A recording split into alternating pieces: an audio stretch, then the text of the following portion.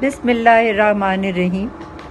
السلام علیکم ناظرین، آج میں آپ کو اقبال کے یوم وصال یعنی 21 اپریل کے حوالے سے مخاطب ہوں اور چند باتیں آپ سے کروں گی اقبال کا یوم وصال کے بارے میں اور جو انہوں نے نوجوانوں کے لیے پیغامات دیے۔ آپ جیسے جانتے ہیں کہ 21 اپریل کو اقبال کا انتقال ہوا فجر کے وقت، اور وہ کرائے کے 2 کمرے میں رہتے تھے جاوید منزل میں، اور 21 اپریل کو جو ان کا پیشگی کرایہ تھا مہینے کا وہ پورا ہوا، اور اس طریقے سے وہ 1 روپے بھی کے مقروض نہیں تھے۔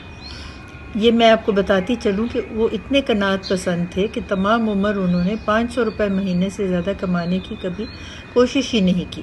جس وقت وکالت کرتے تھے تو جب 500 روپے ان کے پورے ہو جاتے تو کوئی سائل آتا تو اس کو کہتے میاں میرے تو گھر کا خرچ پورا ہو گیا ہے، آپ اب کوئی اچھا سا اور وکیل کر لیجئے۔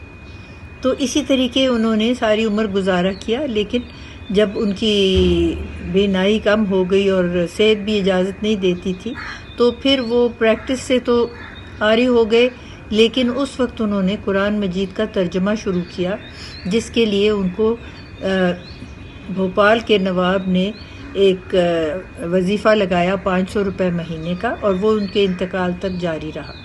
ان کے انتقال کے بعد چھوٹے چھوٹے بچے تھے، جاوید 13 سال کے تھے، منیرہ بانو جو تھیں وہ 7 سال کی تھی، تو اب گھر کے اخراجات کے لیے کوئی انتظام نظر تو نہیں آتا تھا بظاہر، لیکن جو ان کی اشاعت تھیں 8 کتابیں انہوں نے اپنی عمر میں لکھی تھیں شاعری کی، اور اس کے علاوہ پھر ریکنسٹرکشن لیکچرز وغیرہ۔ میں آپ سے مخاطب تھی کہ علامہ اقبال کا شعر ہے، محبت مجھے ان جوانوں سے ہے ستاروں پہ جو ڈالتے ہیں کمند۔ آپ اب اگر باہر نکل کے دیکھیے، جب سے کرونا وائرس آئی ہے اور گاڑیوں کو بند کر دیا ہے سڑک پہ چلنا، تو آلودگی اتنی کم ہوئی ہے کہ رات کے وقت سارے ستارے آسمان میں جگمگاتے ہیں۔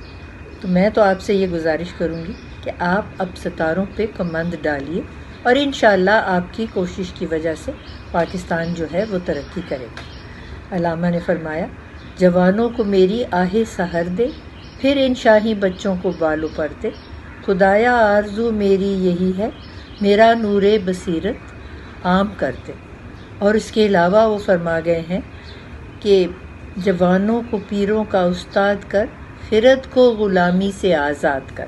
اس کو آسان الفاظ میں اگر کہیں تو کہتے ہیں عقل کو غلامی سے آزاد کر دے اور جوانوں کو بوڑھوں کا استاد کر دے۔ اب ہم بوڑھوں کا وقت گزر گیا، نوجوانوں کا زمانہ ہے۔ آپ ہر چیز کو سمجھیے، فہم کیجئے، یہ جو کرونا وائرس ہے اس کا علاج نکالیے، گھر میں احتیاط رکھیے، اور انشاءاللہ پاکستان کے لیے بہتری ہوگی۔ بہت شکریہ۔